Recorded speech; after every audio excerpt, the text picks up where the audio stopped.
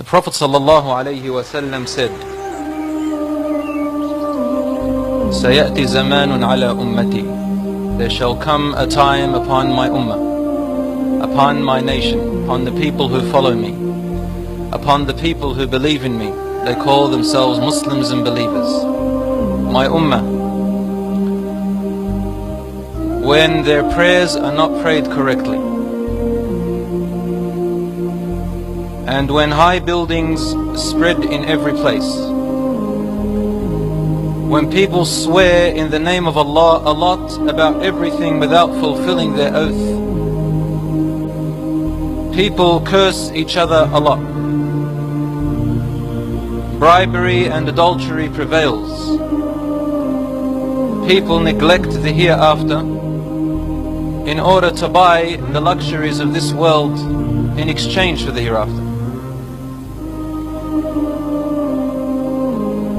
So people become materialistic.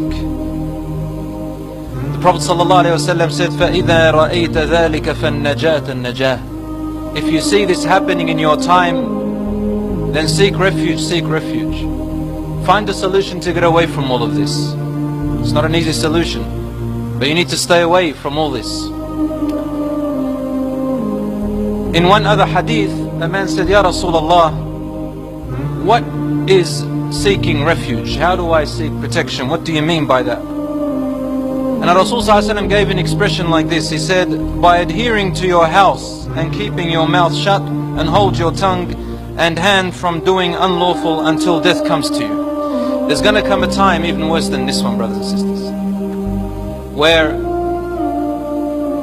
a person becomes so confused about what is happening in the world, so deluded by everything that they see and hear, that they're not going to know what to do and where to go and who to stand with, except to stay away from things, even if they mean sitting at home, abstaining from all of this, because there's not much they can do anymore. They want to do good, but where do they go? They want to avoid the bad, but it's all the way, all around.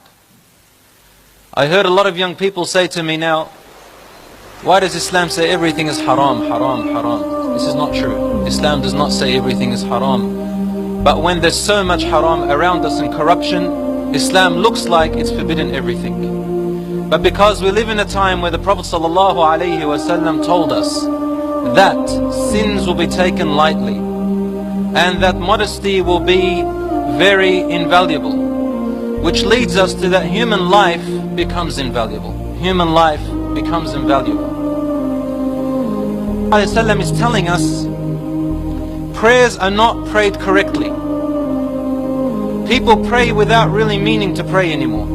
Their 5 daily salat are done in a hurry, in a rush, with neglect. No importance is taken to them. If money comes in the way, the prayer is lost. The prayer is delayed. If a boy wants to meet a girl to chat her up and it's time for salat, he'll ignore the salat. If there is something of worldly benefit to them, the salat becomes the last thing on their mind.